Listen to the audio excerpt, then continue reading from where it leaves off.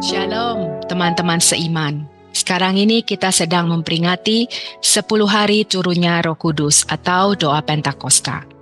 And I would like to share the words of God with the theme Holy Spirit as a Comforter. Roh Kudus sebagai penghibur. Let us turn our Bible to John chapter 14 verse 26. Yohanes 14 ayat ke-26. Let us read together. Tetapi penghibur yaitu Roh Kudus yang akan diutus oleh Bapa dalam namaku, dialah yang akan mengajarkan segala sesuatu kepadamu dan akan mengingatkan kamu akan semua yang telah kukatakan kepadamu. Holy Spirit as a comforter. Who is a comforter? It's mean the one who gives us comfort adalah seseorang yang menghibur. When do we need a comforter? Kita perlu seorang penghibur ketika kita berada di dalam kesedihan atau ketika kita sedang berduka. Di saat kita sedang berduka, kita sedang mengalami sesuatu yang menyedihkan di dalam kehidupan kita. Ketika kita memiliki Roh Kudus, Roh itu akan menghiburkan kita. Comforter. Comforter berasal dari kata bahasa Inggris comfort. Comfortable. Di dalam kehidupan ini kita selalu menginginkan comfortable life. Even we have comfort food. Comfort food adalah makanan yang memberikan kita kedamaian, ketenangan, makanan yang mungkin mengingatkan kita akan masa kecil kita, sesuatu yang nyaman. Di manakah kita bisa mendapatkan comforter ini? Comforter itu dia harus berada di sekitar kita agar dapat menghibur. Jadi agar Roh Kudus itu bisa menghibur kita, Roh Kudus itu harus ada di sekitar kita. In other words, Roh Kudus itu harus berada di dalam hati kita. Holy Spirit must dwell in our heart, so He can comfort us whenever we are in sadness or whenever we are down in the dumps. Di saat kita perlu penghiburan, ketika Roh Kudus itu ada di dalam hati kita, maka Roh Kudus itu akan menghibur kita. Tetapi lebih jauh lagi, Roh Kudus sebagai penghibur tidak hanya berfungsi untuk menghibur kita. Yes, as a comforter, Holy Spirit comfort us. But also, Holy Spirit as a comforter encourage us. Dia menolong kita, dia mendukung kita. Dia menolong kita agar kita bisa hidup sesuai dengan firman Tuhan, agar kehidupan kita bisa lebih baik, agar hidup kita bisa sesuai dengan firman Tuhan.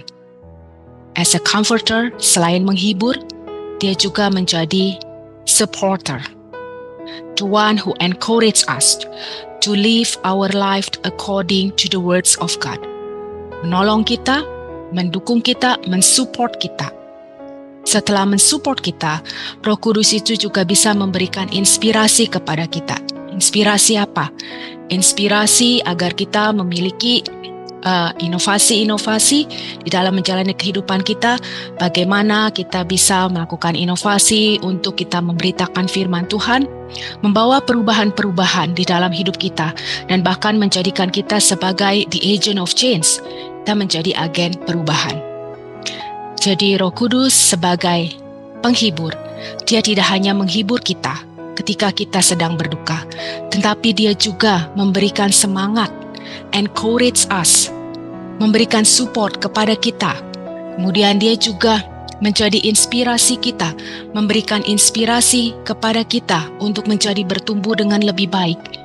Dan ketika di dalam kehidupan ini, ketika kita menjalaninya, ada rasa-rasa takut. Dan inilah fungsi Roh Kudus sebagai penghibur. Dia menolong kita sehingga kita tidak merasa takut.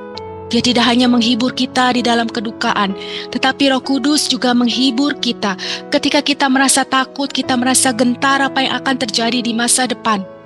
Kita tidak tahu, tetapi satu hal yang pasti kita tahu, bahwa roh yang ada di dalam kita itu lebih besar.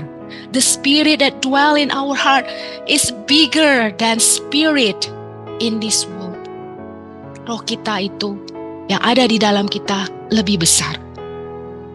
Bagaimana agar Roh Kudus sebagai penghibur ini bisa menolong kita, bisa menghibur kita, bisa mendukung kita, mendorong kita, menginspirasi kita, dan juga bisa menolong kita sehingga kita tidak merasa khawatir adalah dengan cara biarkan Roh Kudus itu tinggal di dalam hati kita. Let the Holy Spirit dwells in our heart.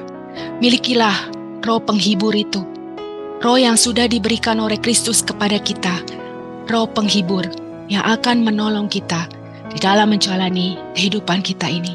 Karena kita perlu penghibur itu untuk menghibur, untuk mendorong, untuk mendukung kita, sehingga kita bisa menjalani kehidupan ini sesuai dengan firman Tuhan. Let us pray together. Heavenly Father, we thank you for your blessing. Terima kasih Bapa untuk berkat-berkat-Mu yang luar biasa. Terima kasih karena pada hari ini kami diberi kesempatan untuk berdoa selama 10 hari. Berdoa untuk memohon Roh Kudus, agar Roh Kudus bisa tetap ada di dalam kehidupan kami masing-masing. Bapa yang di surga, biarlah kiranya Roh Kudus-Mu itu tetap tinggal di dalam hati kami. Roh Kudus-Mu itu yang mengingatkan kami, Roh Kudus yang menghibur kami, Roh Kudus yang mendukung kami, yang mendorong kami. Father, we thank you. And I pray that your Holy Spirit will dwell in our heart, and now until forever, till you come for the second time. Thank you, Father in heaven. In Jesus' name we pray. Amen.